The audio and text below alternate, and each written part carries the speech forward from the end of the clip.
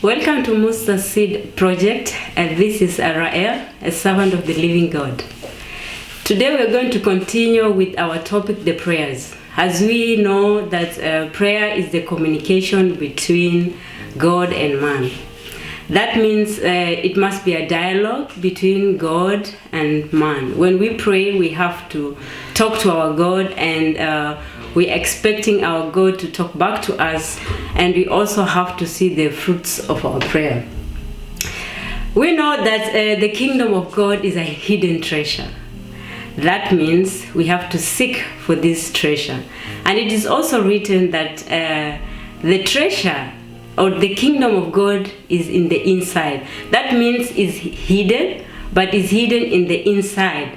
So the point is, how do we seek for the hidden treasure, and how do we come to the inner part of us to find the kingdom of God?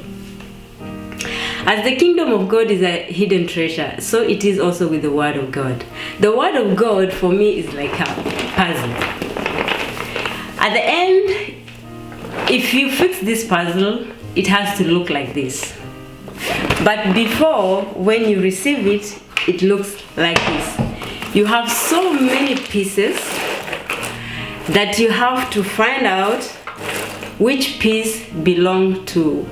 You have to find pieces that fit together in order for you to have this picture. First of all, you have to have, in order for you to fix this puzzle to become like this, you need to have time.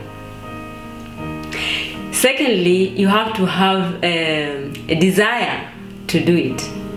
And at the same time, you have to have endurance and patience. Because just imagine all these pieces, in order for it to become this, you need patience, you need endurance, you need strategies, you need a desire to do it. Somebody like me, I don't like puzzle. I never be able to fix even one. This one, since I bought it, I think only 1 or 2 times I sat down trying to fix it out. But I did not even, it took me almost 1 hour, and I find myself giving up, and since then I've never tried again. This is the very same with the word of God. The word of God is like a puzzle. You have to find all these pieces, fix it together in order to find the big picture, the will of God for your life. And now today we are going to see how we can find some scripture and try to put it together in order to have a little bit knowledge about the prayers. So I thank you very much for your time. Today I believe it's going to take us more than 20 minutes. It is for our own good, so just have patience and have time. Like I said, we have to have time for the word of God, just like I've demonstrated with the puzzle, and we have to have endurance so that we can get the fruit out of it.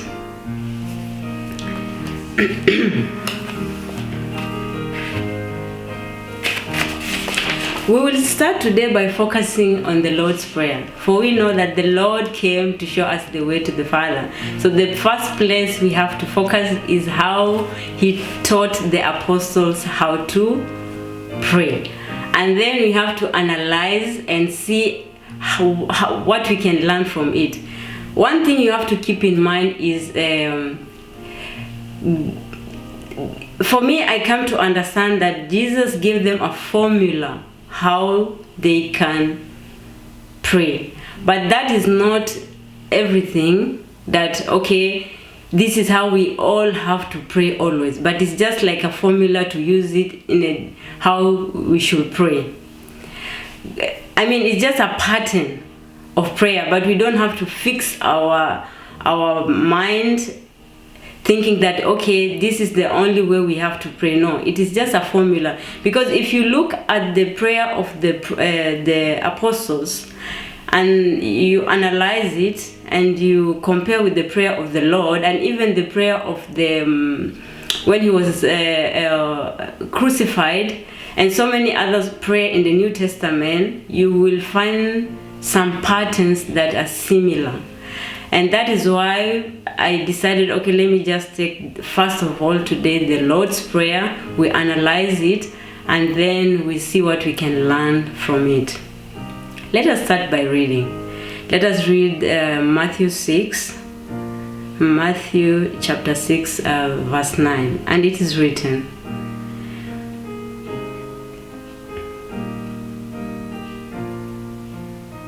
or let us just start by 7. And when we pray, do not keep on babbling like pagans, for they think they will be heard because of their many words.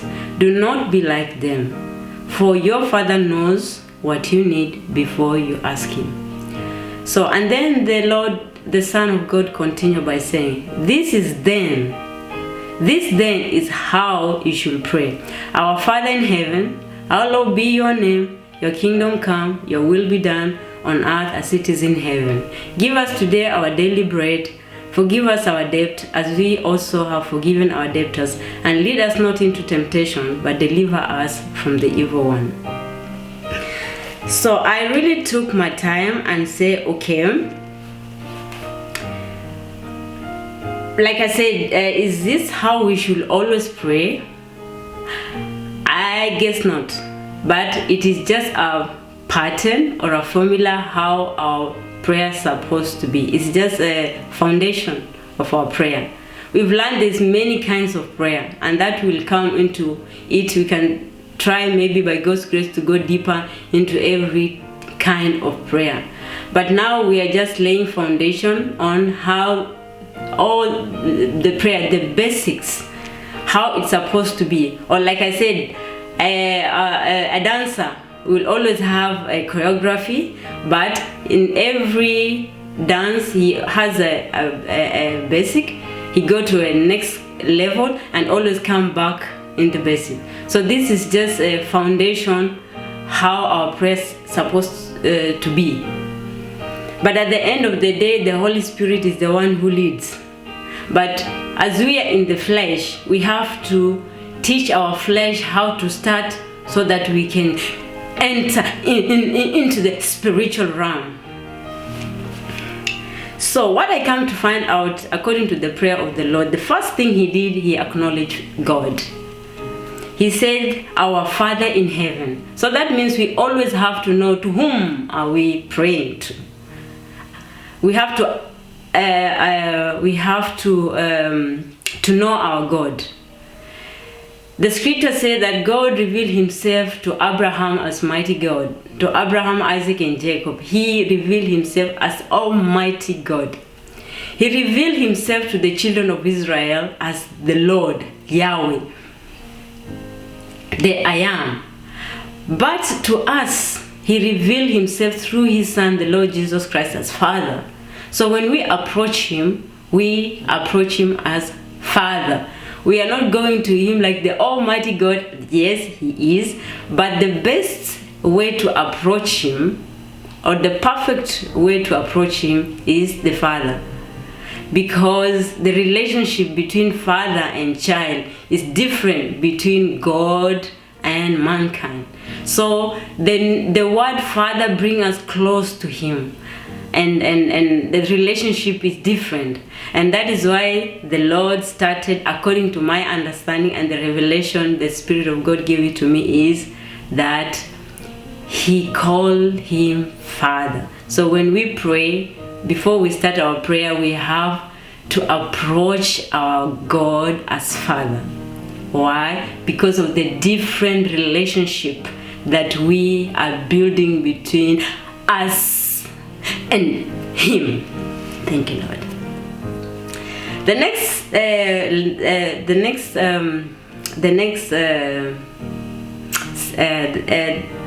After our Father in heaven, he said, "Our Lord be your name." So he praised him. He acknowledged him as Father, and then he started to praise him. He praised him. He worshipped him.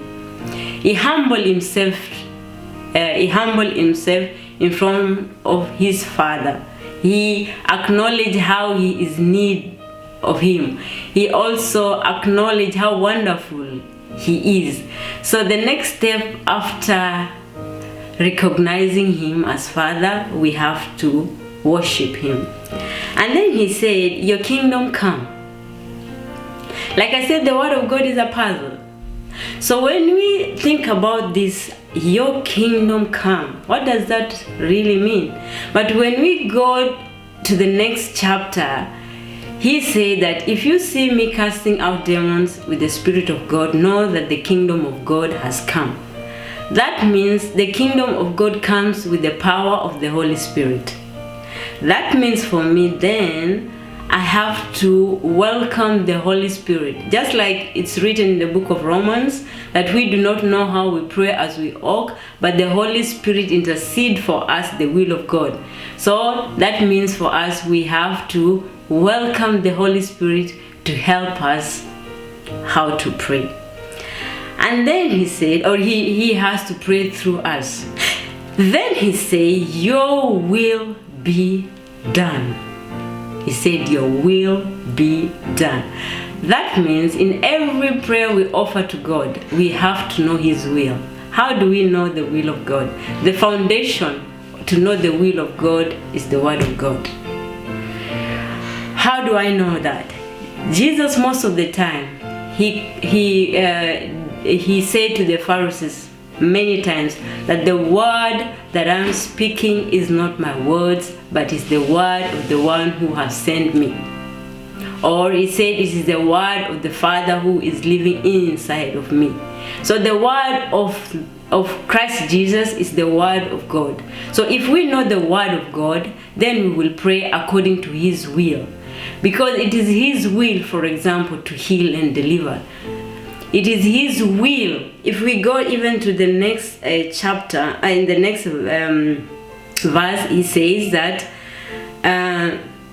let me jump from give us today our daily bread and go to forgive us our debt as we forgive our debtors, or forgive us our sin as we forgive those who sin against us. It depends with the transfiguration. And we know there's a part where Jesus taught us to forgive. He said, forgive so that you can be forgiven. He said, love your neighbor, love your enemy, pray for those who persecute you. So we know it's the will of God to forgive. And that is why the Lord Jesus even include the forgiveness of sin in the prayer. He knew that it's the will of God to forgive us, and that is why he prayed according to the will of God to forgive.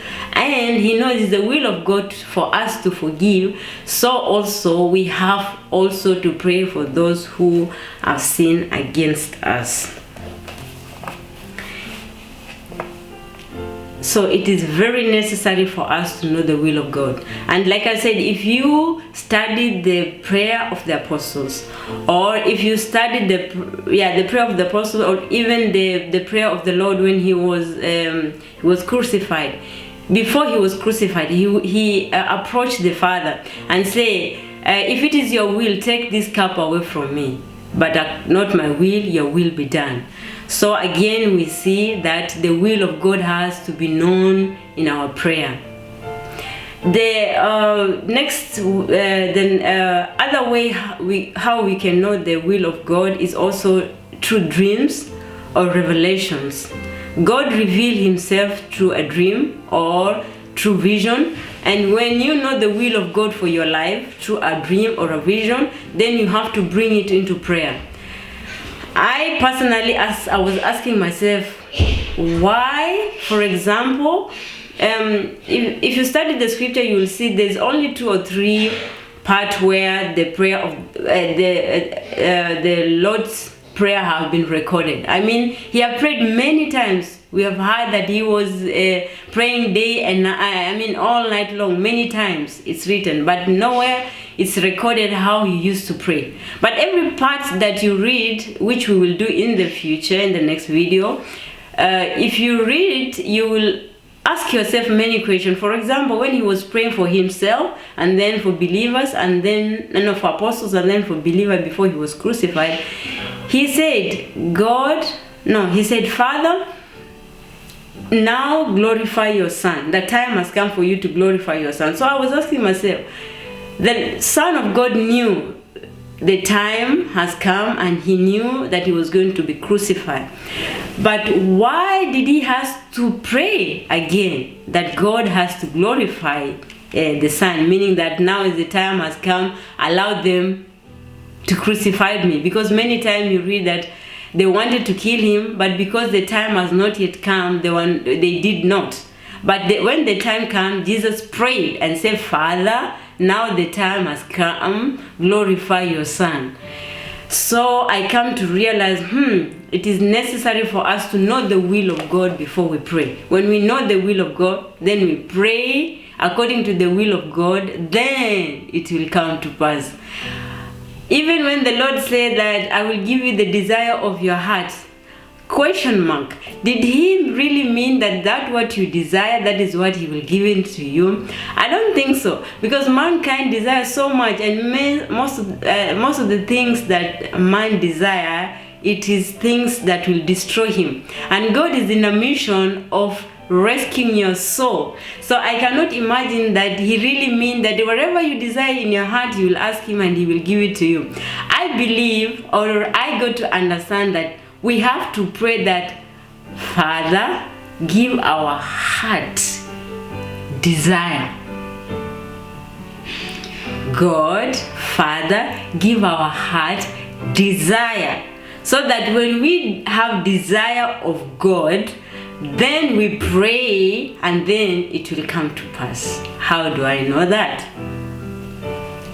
It says in the book of Philippians that it is God who causes to will. So if it is he who causes to will, he give your heart desire for you to want. And when you want, you pray for that what you want, and then it will come to pass.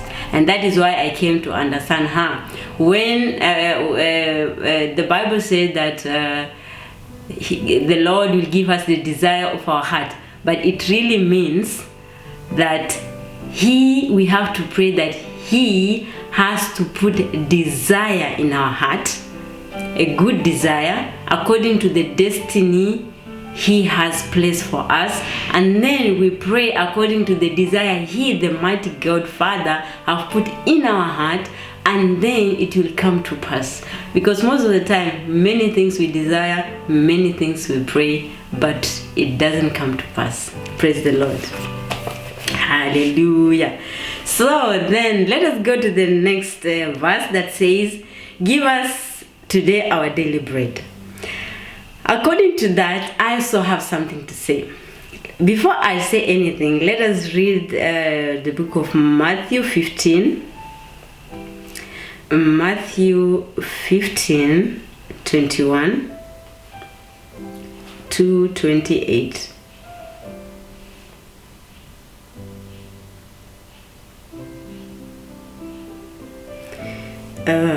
Moment, 1 minute please.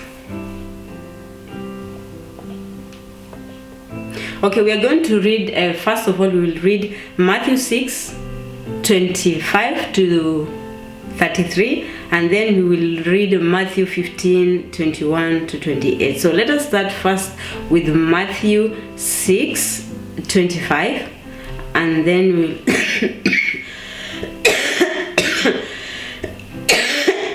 sorry, Matthew 6, 25. Matthew 6, 25.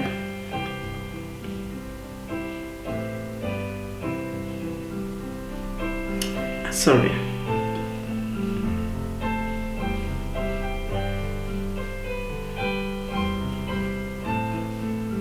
So, and the Lord Jesus Christ said, therefore I tell you, do not worry about your life, what you will eat or you will drink, or about your body, what you will wear. Is not life more than food, and the body more than clothes? Look at the birds of the air. They do not sow nor reap or store away in barns, and yet your heavenly Father feed them. Are you not much more valuable than them? Can any one of you, by worrying, add a single hour to your life? Why do you worry about clothes? See how the flower of the field grow. They do not labor or spin. Yet I tell you that not even Solomon in all his splendor was dressed like one of them.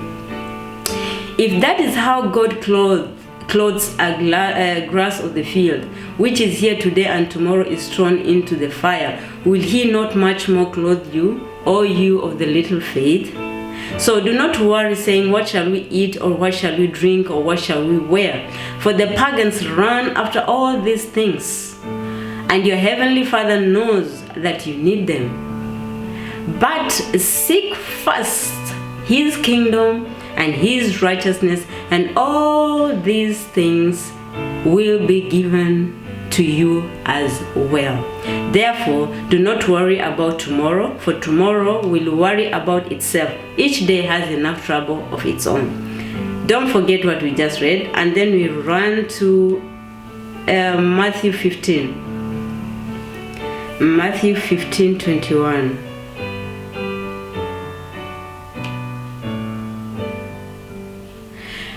Matthew 15:21, and it is written, leaving that place, Jesus withdrew to the region of Tyrus and Sidon. A Canaanite woman from that vicinity came to him, crying out, Lord, Son of David, have mercy on me. My daughter is demon-possessed and suffering terribly. Jesus did not answer a word. So his disciple came to him and urged him, send her away,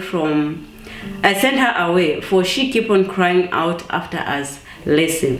He answered, I was sent only to the lost sheep of Israel. The woman came and kneeled before him. Lord, help me, she said. He replied, it is not right to take the children's bread and toss it to the dogs.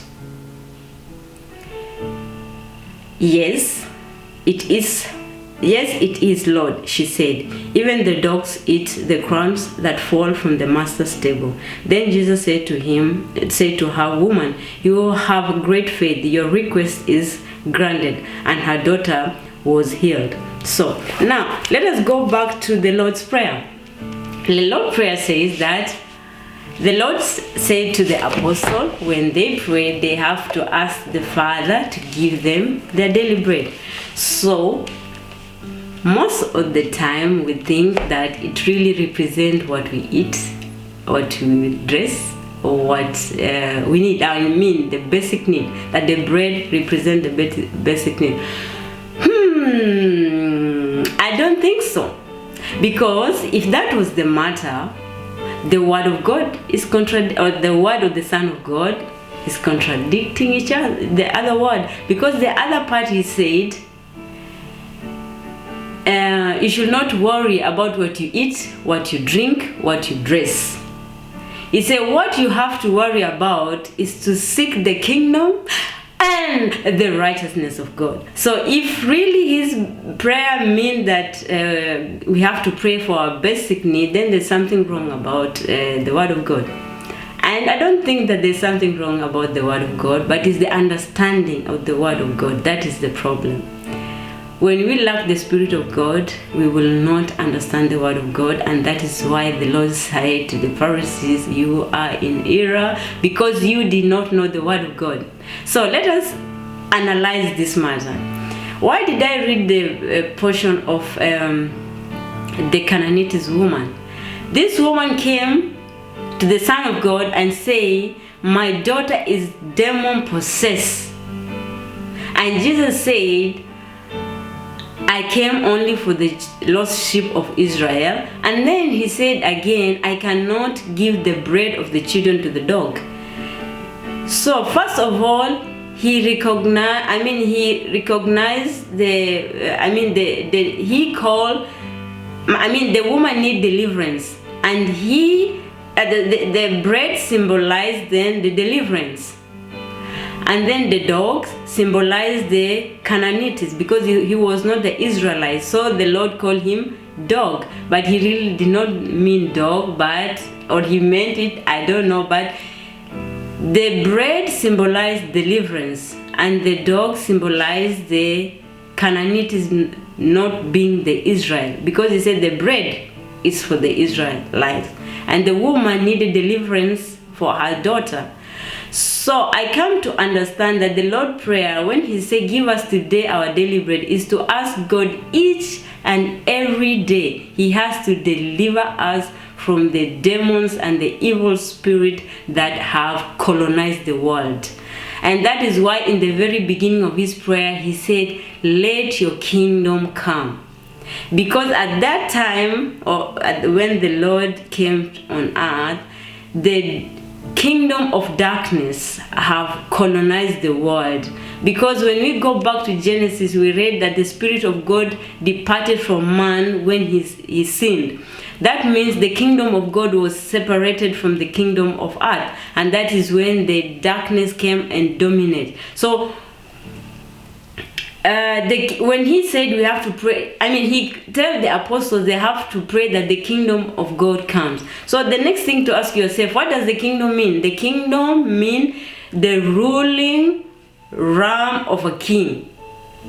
And if you know a little bit about kingship or the history of before, you will understand that the kings used to fight for a region, a dominion. They fight, and when they win a place, that means they extend their dominion, their ruling realm. That means Jesus was saying the ruling realm of heaven. Sorry. I'm very sorry. The ruling realm of God must come down. He has to come and rule on earth so that the demons must be, the kingdom of darkness has to go away. So now we have to pray every day, because we know the earth is still, the demons and the evil spirit, they are still around. They are still tormenting the children of God with every kind of things. And that is why we have always to pray every day for deliverance, because we don't know which way we have opened door for them to enter in our life to torment us. Like I said, they are invisible. We are fighting against principalities, powers, rulers and dominion that many of us we don't see, and we don't know how, because of lack of knowledge. We don't know which door we have opened for them to come and torment our life. That is why we have to pray every day for deliverance. And for me, I come to understand that the daily bread does not represent daily basics need, but it represents the deliverance. And we should not keep on praying for work, for food, for all this basic need, because then we are going against the will of God. He said we have to seek his righteousness and his kingdom. So we have to know the will of God according to the things of the kingdom, and that is where we have to focus our prayer. One of our prayer requests of request prayer. Our daily prayer must focus on the kingdom of God and his righteousness, because he knows our basic needs, and he said he will always provide. That is why we call him Father. If you define the word Father in Hebrew, it means the provider. So when we call him Father, we are calling him our provider. So definitely he will provide according to his glorious grace in Jesus Christ. Praise the Lord. Hallelujah. So the next point is sin. The Lord said, forgive us our sin as we have forgiven those who have sinned against us. So we really have to focus on that in our prayer, that make sure that, like I said last time we read, that the Lord said we have to forgive others so that we can forgive him. And it is also written, forgive. Before you come to pray to God, you have to make sure that you are not holding grudges against anyone, so that your prayer will be answered. And it is written somewhere also, one of the Apostle Paul letters, that we men have to handle their women well, so that as a weak vessel, so that their prayers cannot be hindered. So if you are a man and if you are married, make sure that you handle your wife very well, so that God the Father will answer your prayer. Hallelujah. Thank you. And then he go on talking about temptation and protection. So in our daily prayer, we also have to include the temptation, because it's also written that if you have prepared your heart to serve the Lord, prepare your heart for temptation. We know that the Lord himself was tempted, but he overcome. And that is why we have to pray for against temptation. Even it is written in the book of 1 Corinthians chapter 10, I believe, verse 10, that there is no temptation that is above man, it's not common to man. And when you are tempted, God is faithful and he will deliver you he will find a way for you to overcome temptation. So temptation is also one of the basic prayer. That is our daily bread, to pray to God to protect us from the tempter, because like it's written, he's like a rolling lion. He's just there ready to devour. And then he pray against protection. We have also to pray against the protection, that God will put his edge of protection into our life against the evil one. So this is what I come to find out after taking my time and try to put the pieces together. And thank God for his spirit that lead us and give us knowledge and understanding. All right. So then the next step after we have put our prayer into, after we have find all these pieces, then there are still many pieces missing, and that is when we will go to the next chapter, the catch, the requirement. But before we go there, we will read Matthew 7, and then we will read John 15. So let us go to Matthew 7. Very quickly, Matthew 7, 7. It says, "Ask and it will be given to you. Seek and you will find. Knock and the door will be opened to you." So if that is the case, what is the requirement, or what is the condition? The condition, we find it in the book of John 15, 7. John 15, 7. And it says, "If you remain in me, and my words remain in you, ask whatever you wish, and it will be done for you." So the catch is, wherever we pray, if the word of God does not dwell in us, and we don't dwell in the word of God, it's chasing after the wind. You can pray until the kingdom come, and you will never see the fruits of your prayer. So ask, knock, and seek. Yes, but the requirement is the word of God has to dwell in you, and you have to dwell in the word of God, and then you will ask wherever you wish, and it shall be given unto you. So I will end this video by saying this: we need the Spirit of God in order to pray, and then we need to know the will of God before we pray. We have to acknowledge God and to know who he is. And we have to be always thankful. And we have to pray always, because that is also another requirement of prayer. We don't just pray once and it is like that. No, Jesus said in the Luke 18 that we have to always pray until we get what we want. And the very end, this is the foundation of how we should pray. At the end of the day, it is the Holy Spirit who is the leader in prayer. Okay, thank you for today. May the grace of our Lord Jesus Christ be with us, and see you next time. Bye bye.